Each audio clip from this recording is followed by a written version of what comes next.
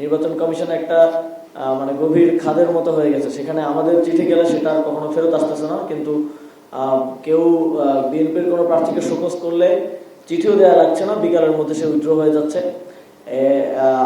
আমরা মনে করছি যে প্রশাসনে জনপ্রশাসন মন্ত্রণালয় সহ কিছু জায়গা থেকে স্পষ্টভাবে একটা দলকে সহযোগিতা করা হচ্ছে।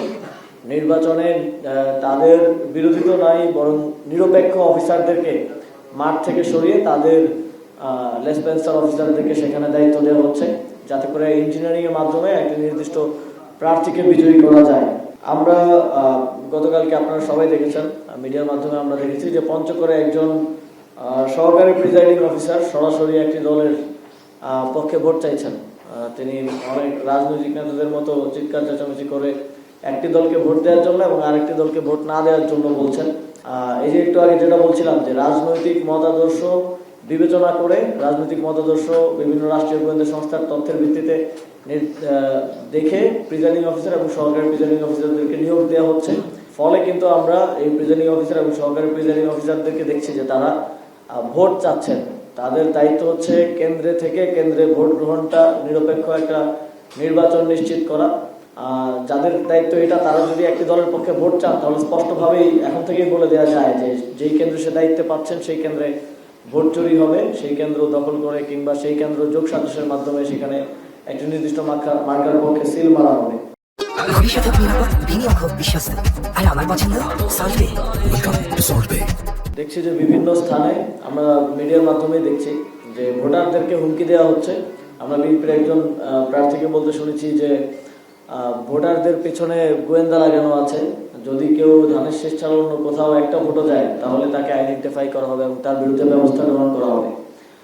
আমরা 2024 সালের নির্বাচনে দেখেছি সুবর্ণচরে ধানের শীষে ভোট দেওয়ার কারণে আমাদের এক বোনকে সেখানে ধর্ষণ করা হয়েছিল। এখন আমরা সেই আলামতগুলো নির্বাচনের আগেই দেখতে পাচ্ছি। ধানের শীষে ভোট দেওয়ার কারণে বিগত সময়ে এই ঘটনা ঘটেছিল, কিন্তু এখন হুমকি দেওয়া হচ্ছে যে ধানের শীষে ভোট না দিলে এই ঘটনা ঘটবে। আমরা আমাদের নির্বাচনের প্রচারণায়ও এবং আমাদের প্রার্থীরাও সব জায়গায় বলছেন যে কোনো নাগরিক যদি শাপলাগুলিকে ভোট নাও দেন, 11 দলীয় জোটের প্রতীককে ভোট নাও দেন, তার নিরাপত্তা নিশ্চিত করাই হচ্ছে রাষ্ট্রের পরবর্তী পলিসি মেকারদের দায়িত্ব।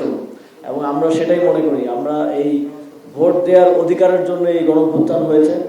1400 তরুণ এবং ছাত্র জনতা তাদের জীবন দিয়েছে। তারপরেও আমরা দেখছি যে একটি দলের পক্ষ থেকে প্রকাশ্য হুমকি দেওয়া হচ্ছে যে তাদেরকে ভোট না দিলে তারা দেখে নেবে, তারা পরবর্তীতে ব্যবস্থা গ্রহণ করবে।